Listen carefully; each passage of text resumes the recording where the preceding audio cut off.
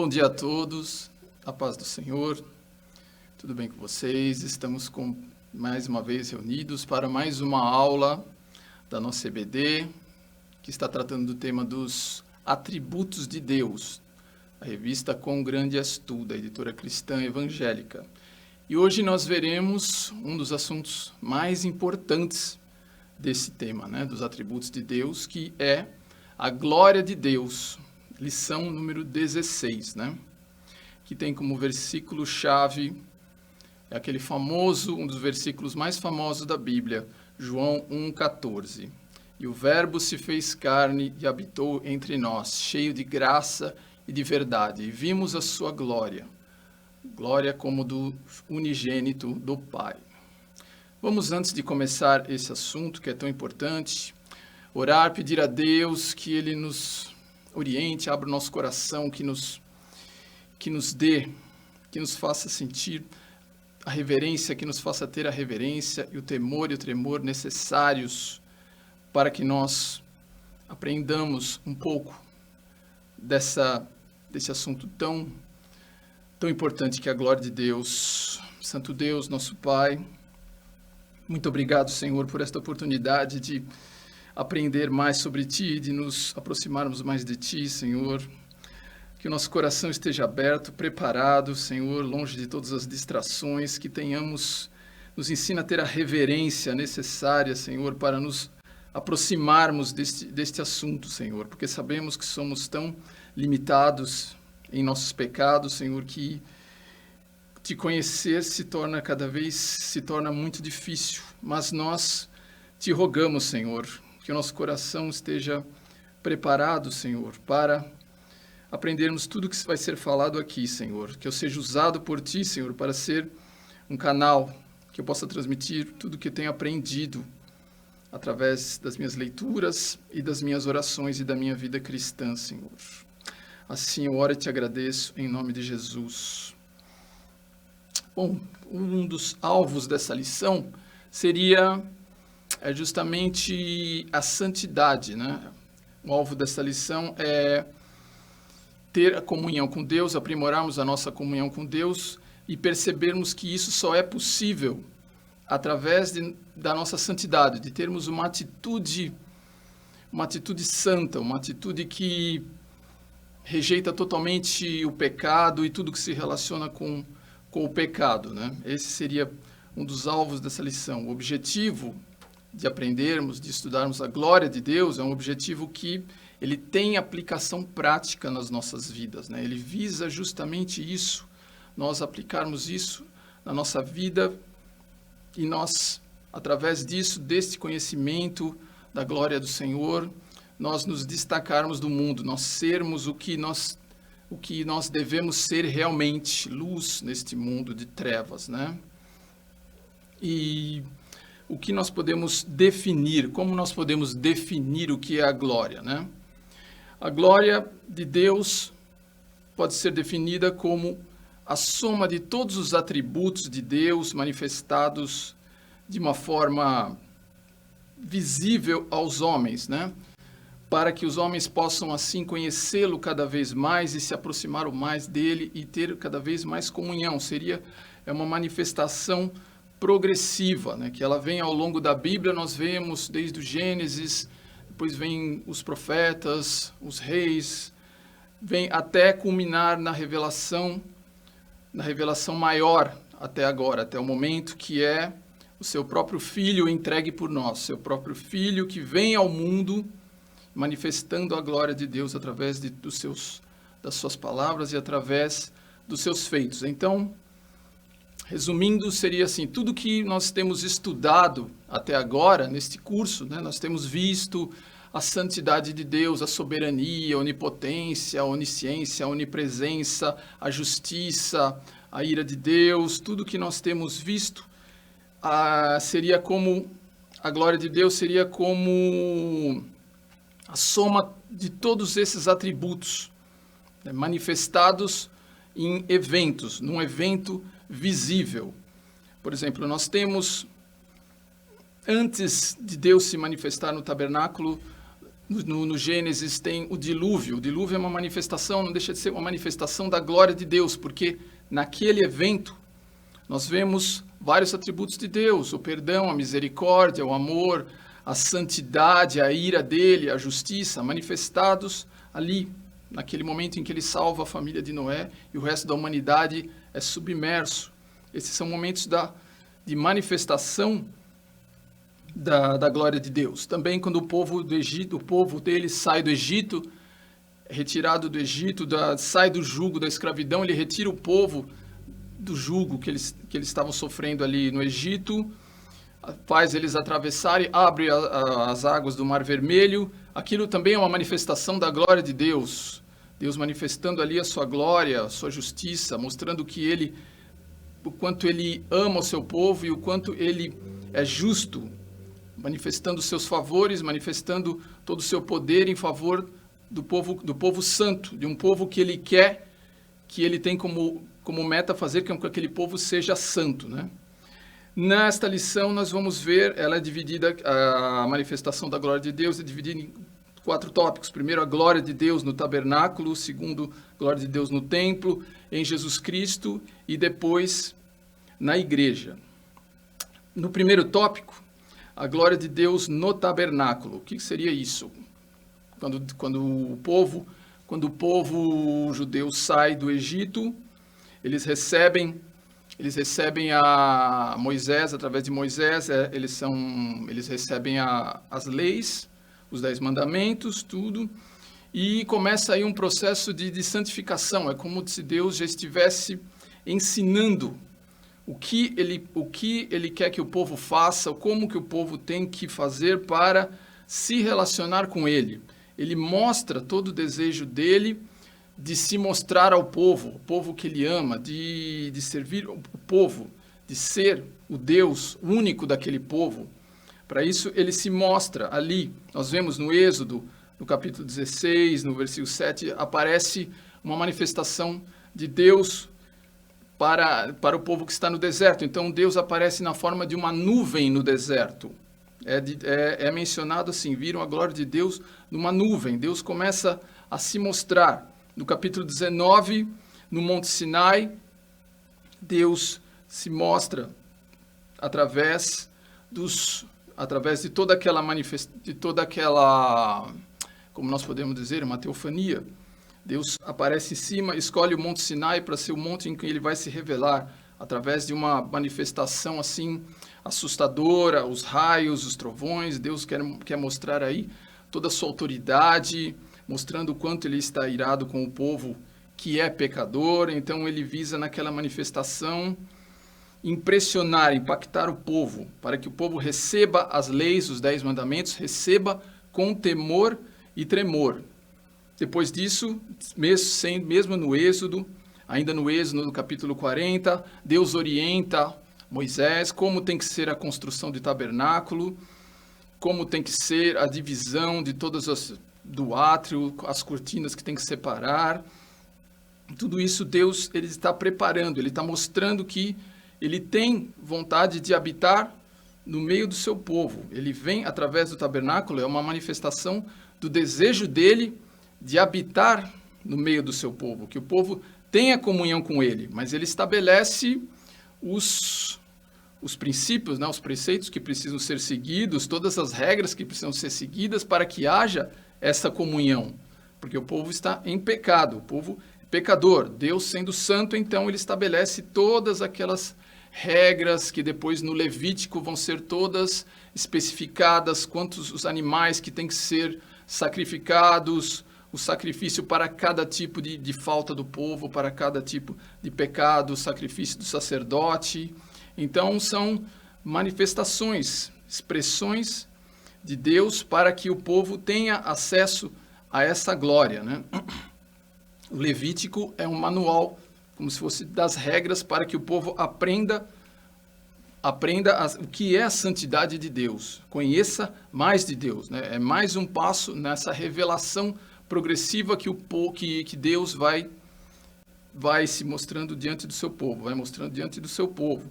Em Levítico, no capítulo 9, nós vemos uma manifestação da glória de Deus através dos sacrifícios, quando é feito um sacrifício dos animais, e Deus se mostra mandando fogo, e aquele fogo consome os sacrifícios, né, numa demonstração que Deus aceitou aquele sacrifício, e o povo grita, né, de regozijo, tem toda uma atitude de adoração ali, é uma manifestação da glória de Deus, mostrando o quanto ele se alegra, quanto ele se alegrou com aqueles sacrifícios feitos naquela ocasião, né, era na antiga dispensação.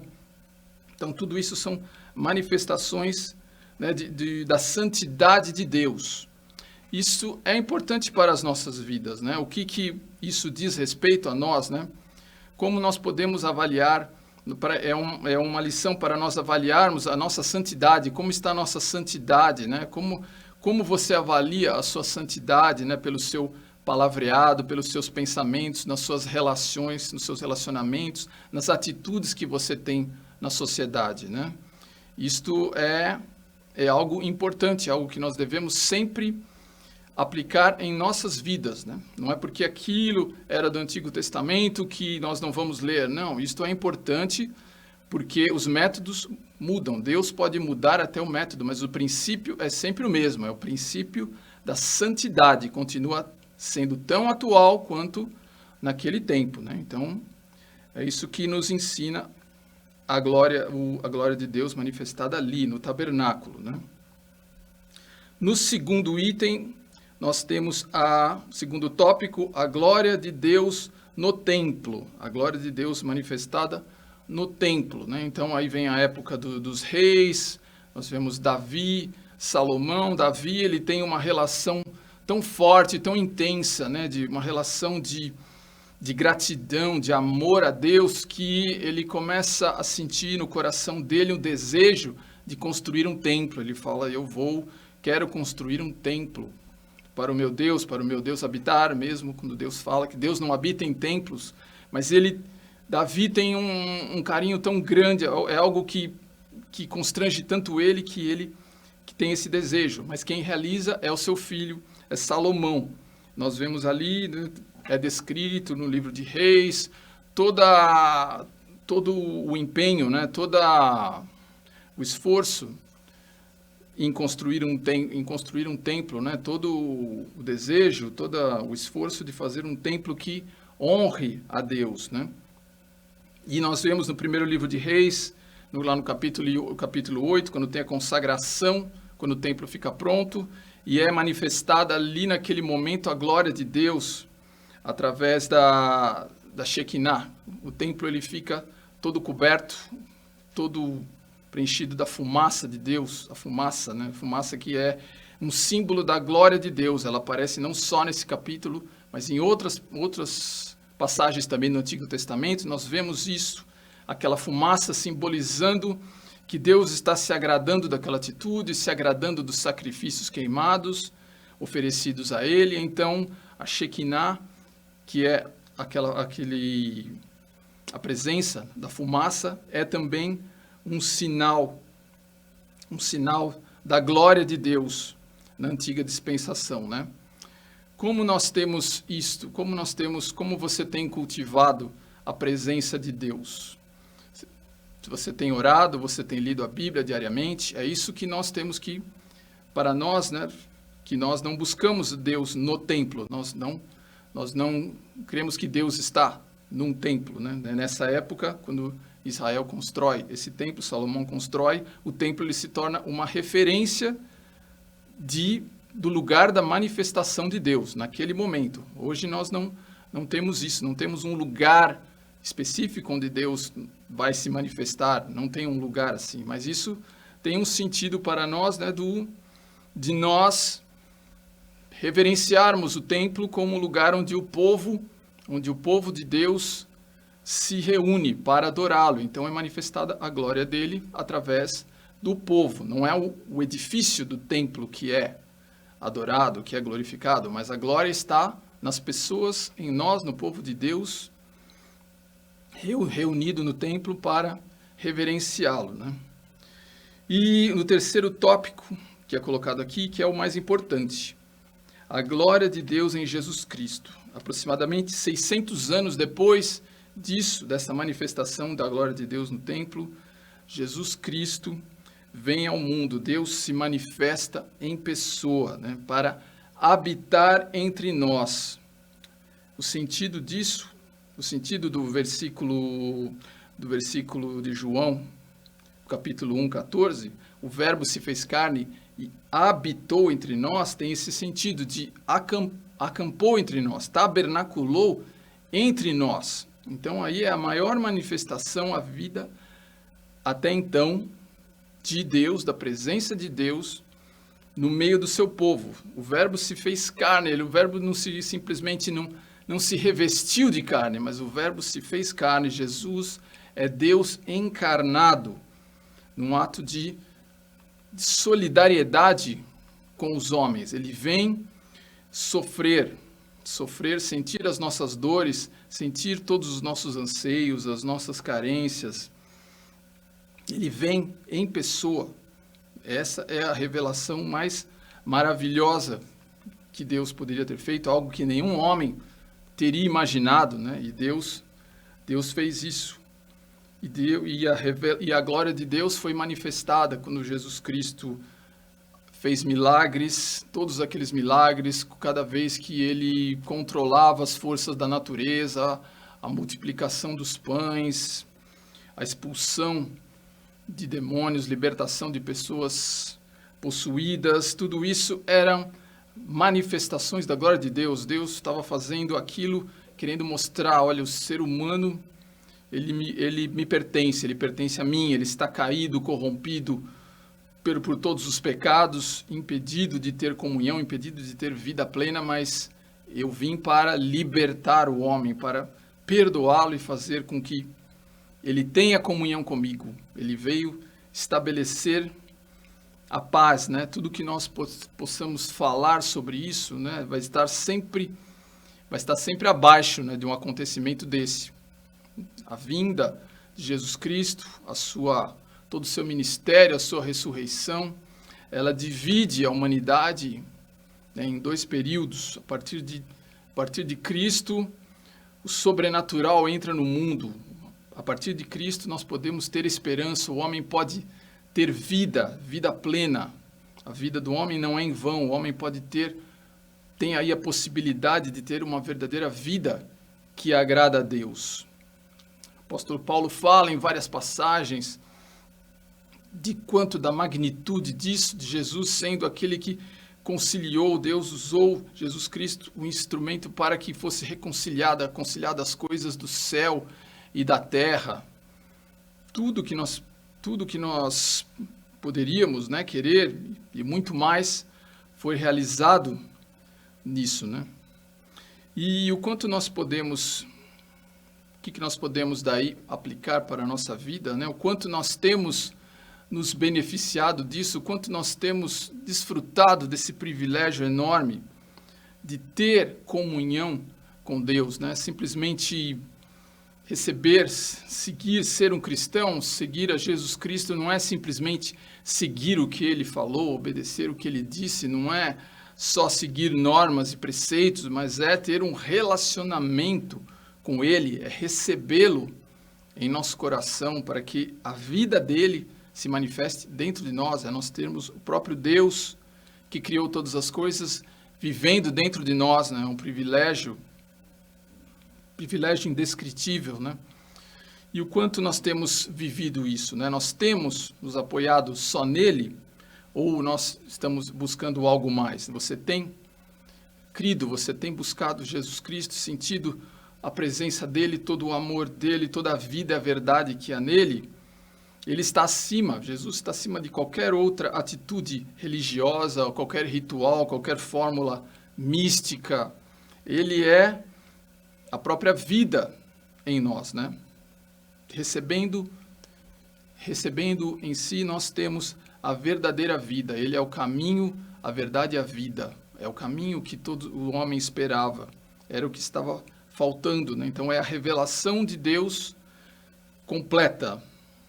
Ainda não se deu porque o encerramento ainda, né, no Apocalipse ainda vai acontecer, mas aí nós temos a manifestação de Deus de uma forma assim que Deus possibilita ao homem ser salvo, né? Ter uma relação verdadeira com Deus, né?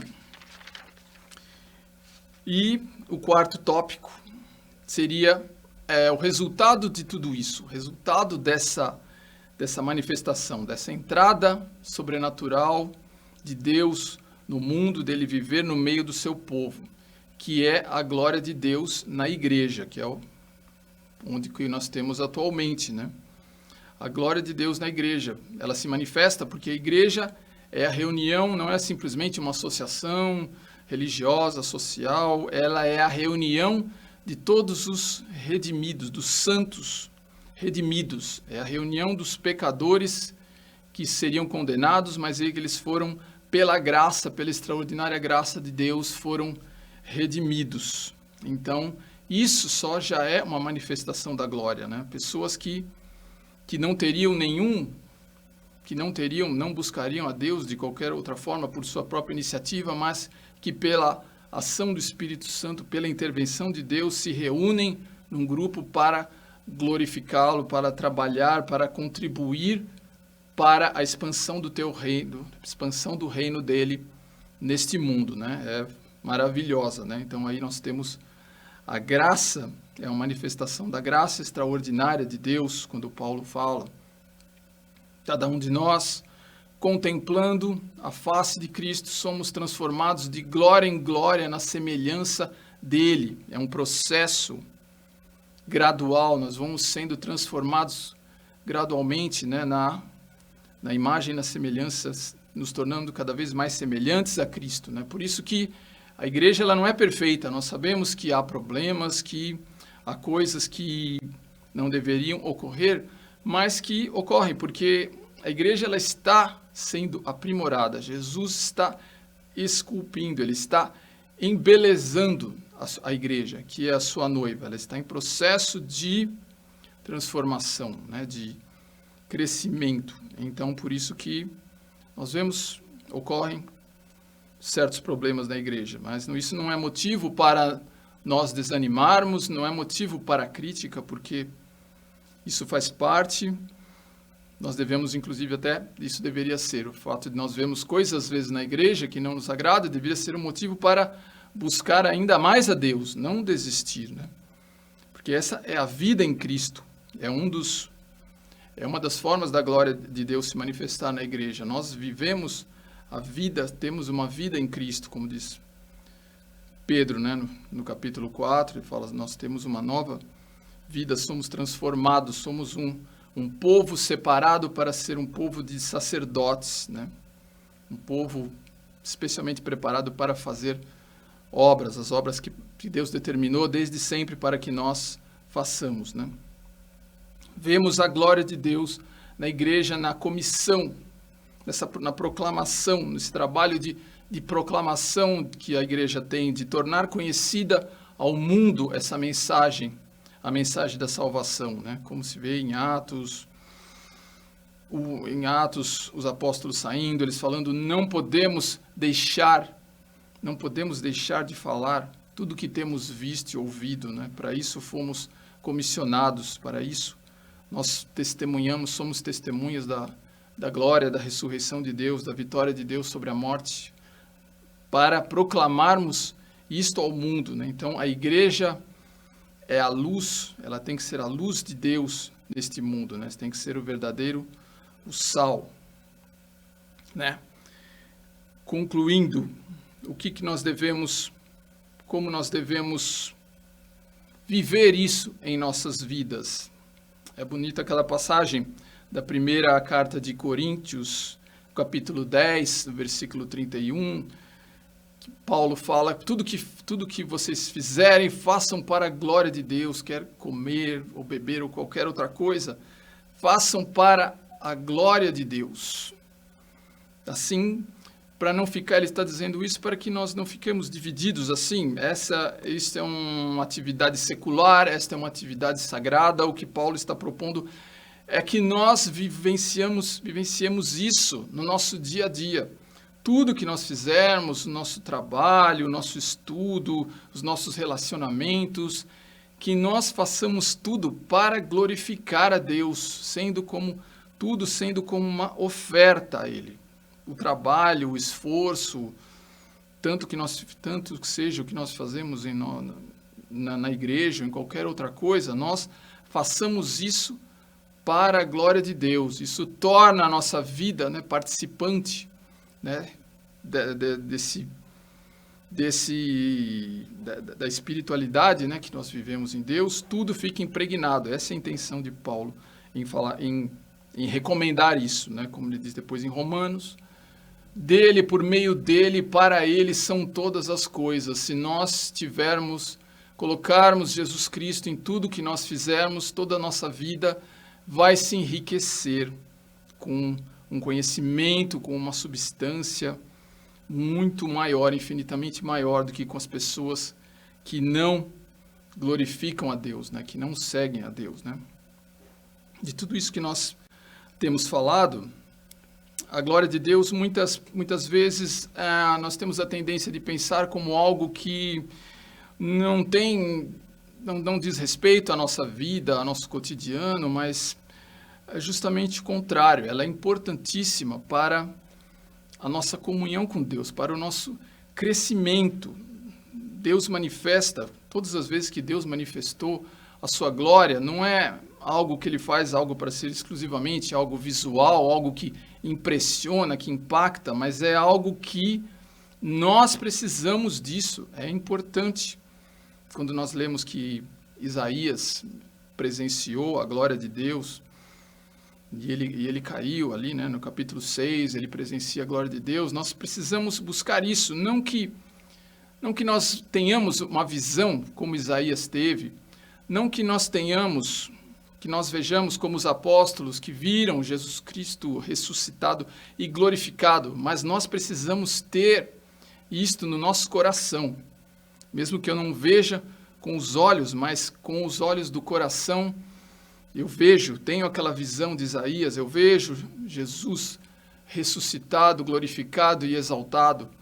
Isso é importantíssimo para o nosso crescimento, para nós perseverarmos diante de todas as dificuldades, de tudo que nós sabemos que vem contra a nossa fé.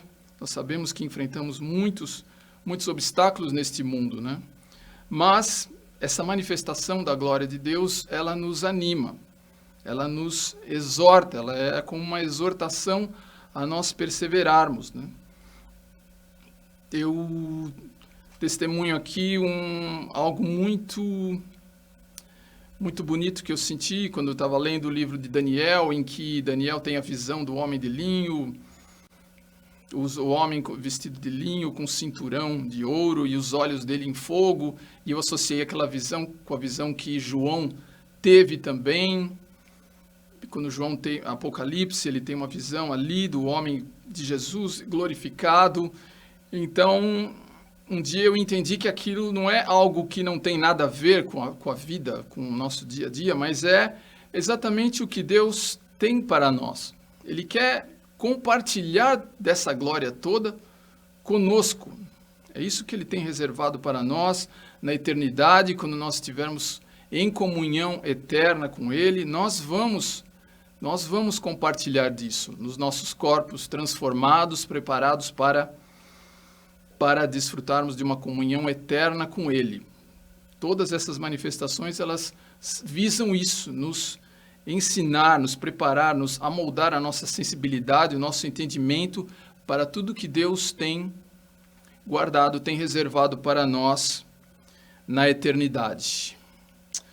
Muito bem, era isso que eu tinha para falar com vocês, que todos esses ensinamentos nós apliquemos na nossa vida, que seja algo que nos anime realmente em todos os momentos e que o mundo perceba isso em nós. É algo que muitas vezes faz falta até dentro da igreja, as pessoas buscarem uma visão, buscarem uma visão de Deus mais elevada do que simplesmente algo voltado, que Deus volte para os nossos problemas, mas é algo que nos exorta a nós nos elevarmos os nossos corações, nossos pensamentos a toda a glória de Deus. Muito obrigado e até a próxima.